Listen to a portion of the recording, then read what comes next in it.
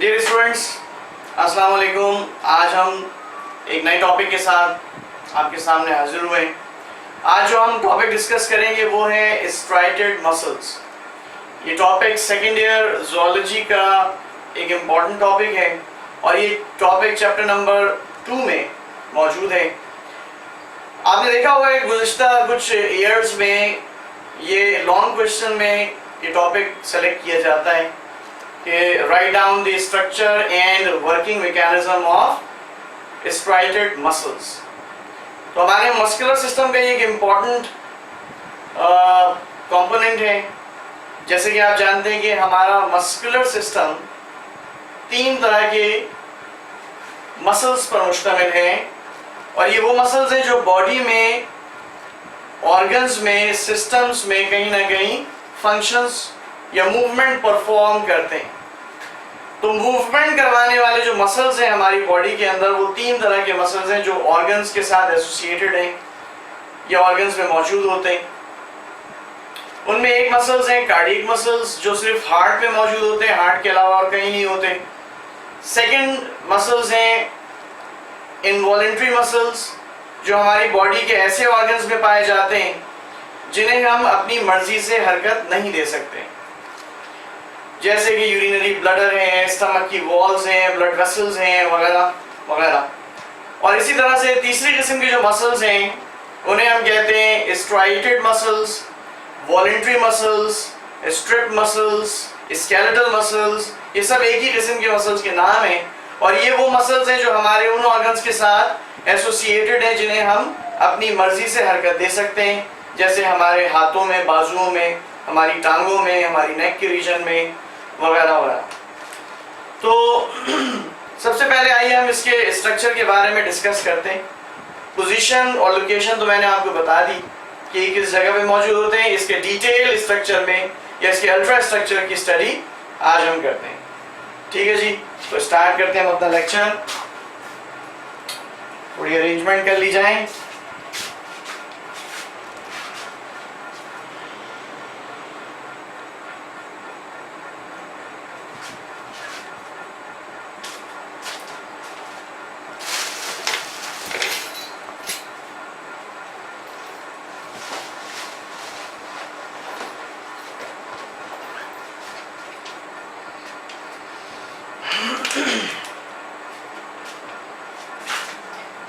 जी students, ये आप देख रहे हैं स्ट्राइटेड मसल्स। अगर हम स्ट्राइटेड मसल्स को बिल्कुल प्रिलिमिनरी, बिल्कुल इब्तदाई स्ट्रक्चर की और इसकी पोजीशन के लिहाज से देखें कि जहां पे ये अटैच होता है, और इसको हम तो ये स्केलेटल मसल भी कहते हैं इसी वजह से क्योंकि ये बोन्स के साथ अटैच है। और ये आप देख रहे हैं ये बोन हमारे बाजू की भी हो सकती है, हमारी लेग की भी हो सकती है। इस बोन के साथ चूंकि ये मसल्स अटैच हैं और ये बोन्स हमारे लिम्स के अंदर मौजूद हैं तो और लिम्स मूव करते हैं, लिहाजा ये मूवमेंट परफॉर्म करवाने में बोन्स के साथ मदद देते हैं हमारे जिस्म के ऑर्गन। स्केलेटल मसल्स बोन्स के साथ जिन कनेक्टिव टिश्यूज के जरिए से जुड़े हुए होते हैं, इन कनेक्टिव टिश्यूज को हम कहते हैं टेंडन। तो याद रखिएगा, मसल्स बोन्स के साथ कनेक्टिव टिश्यूज के जरिए से अटैच होते हैं। इन कनेक्टिव टिश्यूज को हम क्या कहते हैं? टेंडन।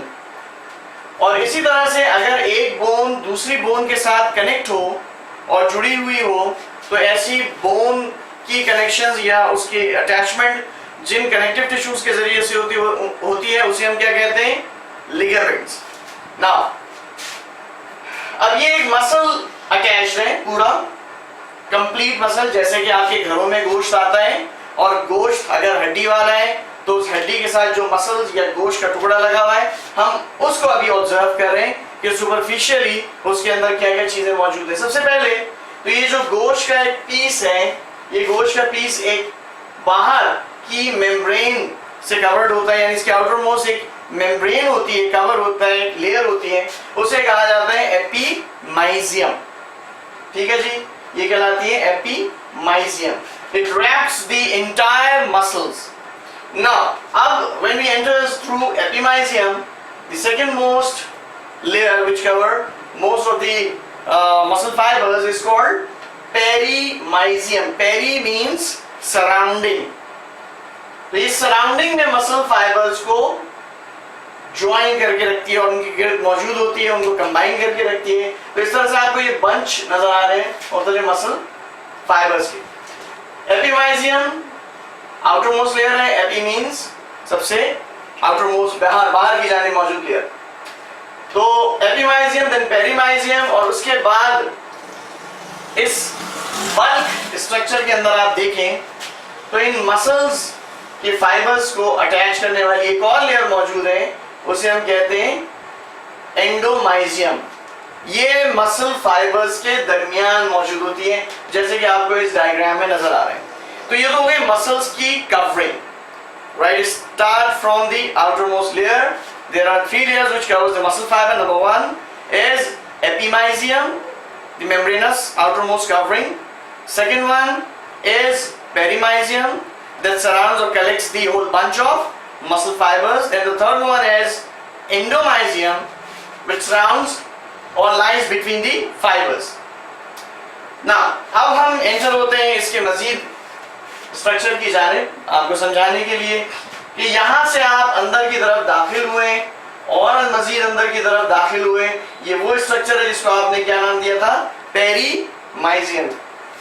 फिर उसके बाद आप आते हैं एंडोमाइजियम। एंडोमाइजियम को भी अंदर जाके आप देखते हैं, ये एक सिंगल मसल सेल कहलाता है। तो मसल सेल्स के सराउंडिंग की एंडोमाइजियम। एक मसल सेल के अंदर इस तरह के और ज्यादा, यानी आप जा रहे हैं और मजीद अल्ट्रा स्ट्रक्चर की जानिब मसल फाइबर के, तो उसमें और छोटे लेवल के ऊपर, माइक्रो लेवल के ऊपर आप जाके देखते हैं तो इस मसल सेल के अंदर बेशुमार मायोफाइब्रिल्स मौजूद होते हैं।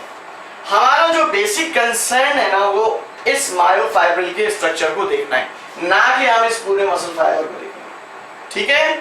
तो हम एंटर हुए ग्रेजुअली बाहर से अंदर की जानिब, 3 लेयर्स को क्रॉस किया। क्रॉस करने के बाद एक सिंगल मसल सेल तक पहुंचे और फिर सिंगल मसल सेल के अंदर मजीद मायोफाइब्रिल्स के स्ट्रक्चर को स्टडी कर रहे हैं। एक्चुअली ये वो स्ट्रक्चर है जो कि मसल्स का यूनिट कहलाता है। जिस तरह से हमारी बॉडी का एक यूनिट सेल है, इसी तरह से हमारी बॉडी के अंदर मसल्स का भी एक यूनिट सेल है, दैट इज मायोफाइब्रिल। अब आपने क्या किया? इस मायोफाइब्रिल को आइसोलेट किया। अब इसको आप स्टडी कर रहे हैं तो आप इसके ऊपर भी एक मेम्ब्रेन देखेंगे। मायोफाइब्रिल के ऊपर की आउटर मोस्ट कवरिंग, उसे हम कहते हैं सार्कोलीमा। बिल्कुल ऐसे ही जैसे आपने सेल की देखी थी, एक लेयर होती है और सेल की लेयर को हम क्या कहते हैं? Cell membrane. तो इसी तरह से इस मायोफाइब्रिल के ऊपर भी एक मौजूद होती है कवरिंग, उसको हम क्या कहते हैं? सार्कोलीमा। जैसे न्यूरॉन्स के ऊपर आपने देखी है एक मेम्ब्रेन होती है, उसका नाम है न्यूरेलेमा। अच्छा जी, तो अब आते हैं इसके अल्ट्रा स्ट्रक्चर की तरफ। नाउ ये जो लेयर आपको नजर आ रही है वही आउटर मोस्ट लेयर है किसकी? एक सिंगल मायोफाइब्रिल की, याद रखिएगा। इसे हम क्या कहते हैं? सार्कोलीमा। अब इस सार्कोलीमा के साथ ये कनेक्शन ट्यूब्यूल्स के आपको नजर आ रहे हैं। एक तो बहुत इमीडिएट और फौरनी कनेक्टेड ट्यूब्यूलर नेटवर्क है। इस कनेक्टेड नेटवर्क को हम क्या कहते हैं? T tubule. याद रखिएगा, पहली ट्यूब्यूल जो कनेक्टेड है किसके साथ?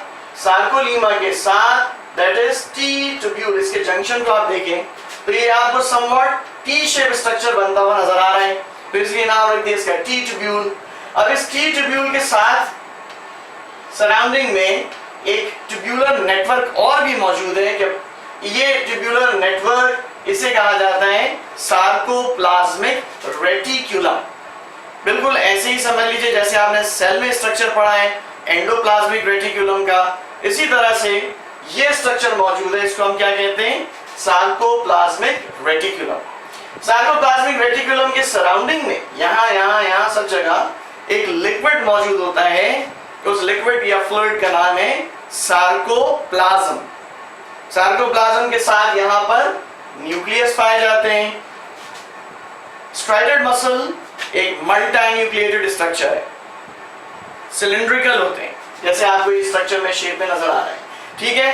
अब वो तीनों मसल्स के लेयर्स, तीनों टाइप के जो मसल्स हैं, यानी स्ट्राइटेड, कार्डियक मसल और अनस्ट्राइटेड मसल्स, इनका कंपैरिजन मैं फिर किसी और नेक्स्ट लेक्चर में आपको जरूर बता दूंगा। अभी हम सिर्फ कंसर्न है only specific to the structure of striated muscle.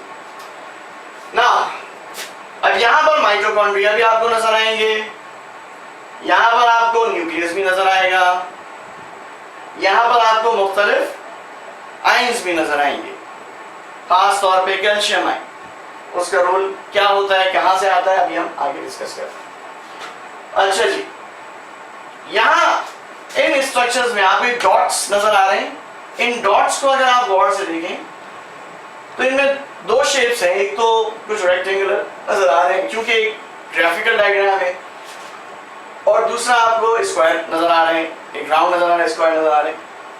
ये जो डॉट्स हैं एक्चुअली ये रिप्रेजेंट करते हैं मुख्तलिफ मायोफ्लामेंट्स को। एक कहलाता है एक्टिन, एक कहलाता है मायोसिन। आइए इसके और मजीद इंफ्रास्ट्रक्चर को हम देखते हैं। यहां तक बात समझ में आ रही है आपके? मैं इसको फिर रिवाइज करता हूं। यहां से स्टार्ट करते हैं। हम एक वन मायोफाइब्रिल को स्टडी कर रहे हैं। मायोफाइब्रिल की आउटर मोस्ट कवरिंग है सार्कोलीमा। सार्कोलीमा के साथ कनेक्टेड ये टी ट्यूब्यूल्स का नेटवर्क, टी ट्यूब्यूल के नेटवर्क के साथ associated sarcoplasmic reticulum, sarcoplasmic reticulum और सार्कोलीमा के दरमियान में फ्लूइड मौजूद है। उस फ्लूइड को हम क्या कहते हैं? सार्कोप्लाज्म।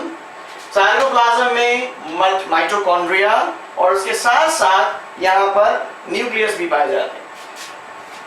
अब इसके अंदर की जानिब आप देखें, अगर मैं फर्ज कीजिए ये पूरा स्ट्रक्चर यहां से रिमूव कर दूं तो फिर मुझे क्या नजर आएगा?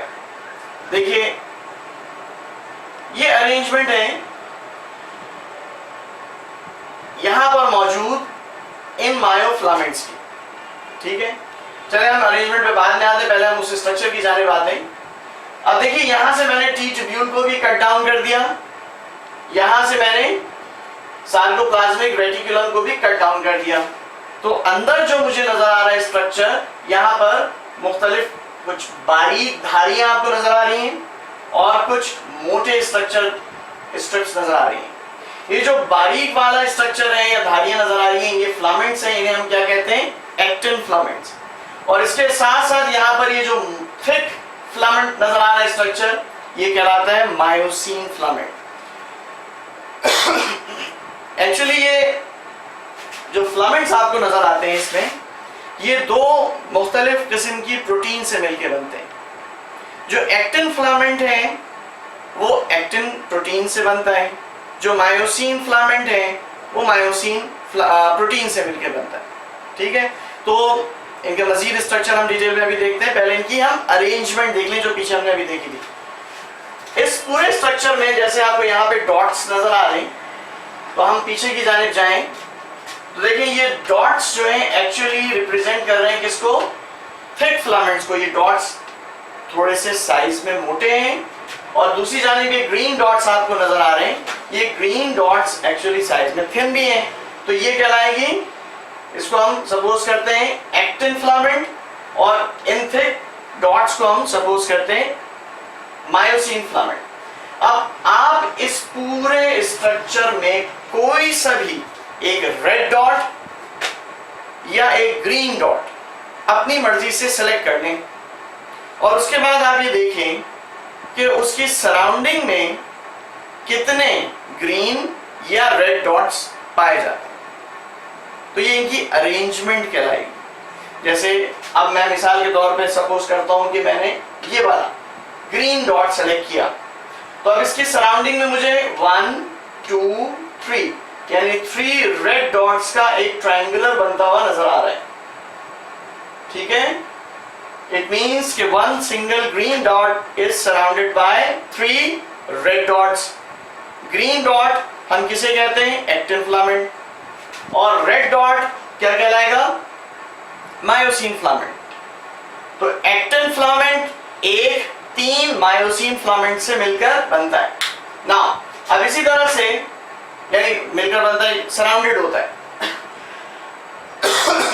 इसी तरह से कोई एक रेड डॉट पिक कर लूं, फर्ज करें ये, तो आप यहां देखिएगा 1 2 3 4 5 6, यानी एक मायोसिन फिलामेंट 6 एक्टिन फिलामेंट से सराउंडेड होता है। ये एक्टिन और मायोसिन की अरेंजमेंट है मायोफाइब्रिल के अंदर। ठीक है जी, तो अब हम आते हैं यहाँ पे दोबारा वापस। तो यहाँ पर आपने देख लिया कि ये थिन फिलामेंट है, थिन फिलामेंट के साथ थिक फिलामेंट्स मौजूद हैं, और कुछ रीजन्स ऐसे हैं जहां पर सिर्फ थिन फिलामेंट पाया जाता है, ये वाला रीजन फॉर एग्जांपल, और कुछ रीजन ऐसे हैं जहां पे थिन और थिक फिलामेंट्स एक दूसरे के साथ ओवरलैप कर रहे हैं। ठीक है, तो जहां पर ये थिन फिलामेंट मौजूद हैं वो हिस्सा इस पूरे मायोफाइब्रिल में लाइट रीजन कहलाएगा, क्योंकि उसके अंदर डेंसिटी कम है प्रोटीन की, और जहां पर ये ओवरलैप कर रहे हैं वो हिस्सा डेफिनेटली डार्कर होगा, क्योंकि डेंसिटी प्रोटीन्स की यहां पर या फिलामेंट्स की ज्यादा है। तो अब देखिए ये जो हिस्सा है जहां पर एक्टिन और मायोसिन दोनों ओवरलैप कर रहे हैं, इस हिस्से को हम कहते हैं ए बैंड। अभी मैं इन सब की एब्रिविएशन की क्या मतलब है वो भी आगे आपको बताऊंगा। वो हिस्सा जहां पर सिर्फ एक्टिन फिलामेंट मौजूद है, उस एक्टिन फिलामेंट वाले रीजन को हम क्या कहते हैं, आई बैंड। तो ये रीजन आपको नजर आ रहे होंगे, comparatively dark and light and dark and light. तो ये स्ट्राइएशंस, ये धारियां चूंकि इन मसल्स के अंदर मौजूद होती हैं, इसीलिए इनको हम क्या कहते हैं, स्ट्राइटेड मसल्स या स्ट्रिप मसल्स। ठीक है जी, आगे बढ़ते हैं। अब इसकी हम और डिटेल जाते हैं, देखते हैं कि इसके अंदर और कौन कौन से रीजन्स होते हैं। और ये याद रखिएगा बहुत इंपॉर्टेंट सेगमेंट है, हिस्सा है आपके इस पूरे लेक्चर में और पूरे डिस्क्रिप्शन। ठीक है, इसे आपने नहीं भूलना है और इसे याद रखना है। जैसे मैंने आपको बताया कि एक रीजन वो है जहां पर सिर्फ ये आइसोट्रोपिक बैंड कहलाता है, और यहां पर सिर्फ एक्टिन फिलामेंट्स मौजूद है। ये पूरा हिस्सा क्या कहलाएगा, I band. I stands for isotropic. ठीक है, आइसोट्रोपिक बैंड। अब वो हिस्सा जैसे मैंने आपको बताया पहले, जहां पे ओवरलैपिंग लाइट और डार्क बैंड ये प्रोटीन्स मौजूद हैं, यानी एक्टिन और मायोसिन मौजूद हैं, उस रीजन को हम क्या कहते हैं, A band. A means anisotropic band. फिर इसके बाद आई बैंड में एक्टिन फिलामेंट्स को कनेक्ट करने वाली एक डिमार्केशन, एक लाइन, इसे कहा जाता है जेड लाइन। यानी ये वो जगह है जहां पर एक्टिन फिलामेंट्स एक दूसरे के साथ ज्वाइन करते हैं। इस लाइन को कहा जाता है जेड लाइन, और Z stands for zwischen. It's a German word, it means in the middle, क्योंकि ये दरमियान में मौजूद है आई बैंड के, तो इसलिए हम क्या कहेंगे इसको, Z line. Z line stands for zwischen, means in the middle. अच्छा जी, इसके बाद यहां पर आप देखें, यानी ये पूरा बैंड यहां से यहां तक क्या कहलाएगा, ए बैंड। और इन the middle of A band एक स्ट्रक्चर आपको और नजर आता है, यानी एक रीजन आपको ऐसा और नजर आता है जहां पर सिर्फ मायोसिन के फिलामेंट्स हैं, यानी एक्टिन फिलामेंट यहां पर मौजूद नहीं है। तो ये एक छोटा सा सेंटर का रीजन, इसे हम कहते हैं H band. H means helle, HELLE, और हेली स्टैंड्स फॉर, या इट मींस लाइट या पेल। इससे पहले की डायग्राम में आप चाहें तो देख सकते हैं कि ये वाला जो बैंड है, इसका रंग बाकी इन रीजन्स के मुकाबले में थोड़ा सा लाइट है। आइए देखते हैं दोबारा एक दफा और इस डायग्राम में, ये वाली डायग्राम। जैसे आपको ये डार्क पर्पल कलर नजर आ रहा है, और ये रीजन आपको नजर आ रहा है लाइट पर्पल, तो ये क्या कहलाएगा, H बैंड या H जोन भी कहा जाता है इसको। और ये पूरा कहां पर मौजूद है, A बैंड के अंदर मौजूद है। ठीक है जी। तो यहां पर आपको कितने रीजन्स नजर आए, नंबर 1 एक रीजन है क्या, I बैंड, जो सिर्फ एक्टिन फिलामेंट्स पर मुश्तमिल है। दूसरा रीजन है A बैंड, जो एक्टिन और मायोसिन फिलामेंट्स पर मुश्तमिल है। तीसरी चीज Z लाइन, जहां पर दोनों एक्टिन फिलामेंट्स जानिब के आकर मिलते हैं, कनेक्ट होते हैं। और next one is H band, जो A बैंड के बिल्कुल सेंटर में पाया जाता है और यहां पर सिर्फ मायोसिन के फिलामेंट्स होते हैं, एक्टिन के फिलामेंट्स नहीं होते। द डिस्टेंस या एरिया या region between one Z line to another Z line is called a sarcomere. ठीक है, रीजन और area between one Z line to another Z line is called sarcomere. That is about 1 mu micron in area. इसका जो area बनता है वो इतना है। ठीक है जी। तो ये बड़ा बेसिक स्ट्रक्चर है और बड़ा इंपॉर्टेंट स्ट्रक्चर है। यहां आपने देखा मुख्तलिफ रीजन्स में किस तरह से एक्टिन और मायोसिन के फिलामेंट्स मौजूद होते हैं। अच्छा, अब हम जाएंगे एक और इंपॉर्टेंट एस्पेक्ट की तरफ कि ये एक्टिन और मायोसिन का स्ट्रक्चर क्या है, क्योंकि इसके स्ट्रक्चर को समझे बगैर हम बिल्कुल नहीं समझ सकते कि मसल्स के अंदर कॉन्ट्रैक्शन या मसल्स की मूवमेंट ये किस तरह से परफॉर्म की जाती है। ठीक है, तो आइए अब हम देखते हैं एक्टिन और मायोसिन के कुछ स्ट्रक्चर की इंपॉर्टेंट बातें। जी डियर स्टूडेंट्स, तो एक्टिन फिलामेंट और मायोसिन फिलामेंट की जो साख्त है, उनका जो स्ट्रक्चर है उसको डिस्कस करते हैं। देखिए, ये जो आपके सामने इस वक्त नजर आ रहा है, ये एक एक्टिन फिलामेंट का स्ट्रक्चर है और इससे नीचे की तरफ ये मायोसिन फिलामेंट लगा हुआ है। पहले हम एक्टिन फिलामेंट को देखते हैं। देखिए, एक्टिन फिलामेंट ये पूरा स्ट्रक्चर 3 मुख्तलिफ किस्म की प्रोटीन से मिलकर बनता है। इनमें एक प्रोटीन का नाम है जो ये आपको रोप की तरह से स्ट्रक्चर नजर आ रहा है और इस स्ट्रक्चर ने इन छोटे छोटे ब्लू बॉल्स को आपस में कंबाइन करके रखा हुआ है, ज्वाइन करके रखा हुआ है। तो ये जो रोप लाइक स्ट्रक्चर बारीक सा नजर आता है, इसको हम कहते हैं ट्रोपोमायोसिन। ये एक प्रोटीन है। फिर उसके बाद ये जो ब्लू बॉल्स आपको छोटी छोटी नजर आ रही हैं, इन्हें कहा जाता है एक्टिन मोनोमर्स। ये एक्टिन प्रोटीन कहलाती है। इसके बाद यहाँ पे आपको ये ऑरेंज कलर के स्ट्रक्चर नजर आ रहे हैं, ये भी एक प्रोटीन है, इसका नाम है ट्रोपोनिन और इसका बड़ा इंपॉर्टेंट रोल है मसल कॉन्ट्रैक्शन में, क्योंकि यहाँ पे साइट है, ये एक्चुअली साइट है कैल्शियम आयंस की अटैचमेंट की।